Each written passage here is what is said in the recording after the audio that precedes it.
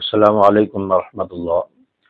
وہ لوگ جن کو رات کو نیند نہیں آتی، ڈپریشن کا شکار رہتے ہیں، پریشانی کا شکار رہتے ہیں، رات بھر کروٹ بدلتے رہتے ہیں، بے چینی بے سکونی رہتی ہے، نیند پوری نہ ہونے کی وجہ سے صبح جب اٹھتے ہیں تو سر میں درد ہوتا ہے، چڑچڑاپن ہوتا ہے، اور نیند نہ آنے کی وجہ سے ڈپریشن کا شکار ہوتے چلے جاتے ہیں، رات بھر کروٹ بدلتے رہتے ہیں، نیند نہیں آتی۔ آج کی ویڈیو ان لوگوں کے لیے بہت ہی اہم ہے اور بہت ہی خاص ہے۔ آج میں آپ دوستوں کو ایک وظیفہ بتاؤں گا، ایک وظیفہ آپ کے ساتھ شیئر کرنے جا رہا ہوں، جس کو پڑھنے سے انشاءاللہ آپ کو پرسکون نیند آئے گی، اور آپ کی بے چینی، آپ کی ٹینشن، آپ کی جو مشکل ہے، آپ جس پریشانی کا شکار ہیں، جس الجھن کے شکار ہیں، ڈپریشن کے شکار ہیں، انشاءاللہ آپ کی پریشانی دور ہوگی، آپ کو پرسکون نیند آئے گی، اور صبح جب آپ اٹھیں گے تو آپ انشاءاللہ فریش ہو چکے ہوں گے، آپ کا جسم انشاءاللہ تر و تازہ ہوگا، آپ کو سکون محسوس ہوگا، طبیعت میں سکون ہوگا، چڑچڑاپن اور بے چینی ختم ہو چکی ہوگی۔ تو وظیفہ کیا ہے؟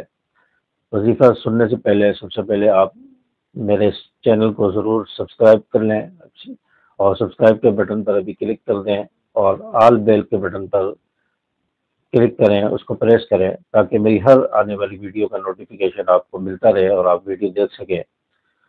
تو نیند آنے کے لیے کون سا وظیفہ ہمیں کرنا چاہیے؟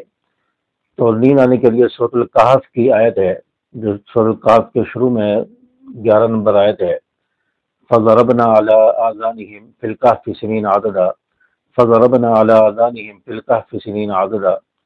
رات کو جب بستر پر لیٹ جائیں تو لیٹے لیٹے اس آیت کو پڑھتے رہیں، آنکھیں بند کر کے اس آیت کو لیٹے لیٹے آپ پڑھتے رہیں، تو انشاءاللہ آپ کو پرسکون نیند آئے گی، آپ کو گہری نیند آئے گی، آپ کی انشاءاللہ پریشانی ختم ہو جائے گی، آپ کی ٹینشن ڈپریشن انشاءاللہ ختم ہوگی۔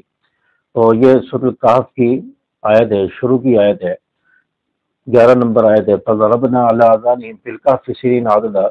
اس کو آپ پڑھتے رہیں، کثرت سے پڑھیں، اور اللہ تبارک و تعالیٰ کی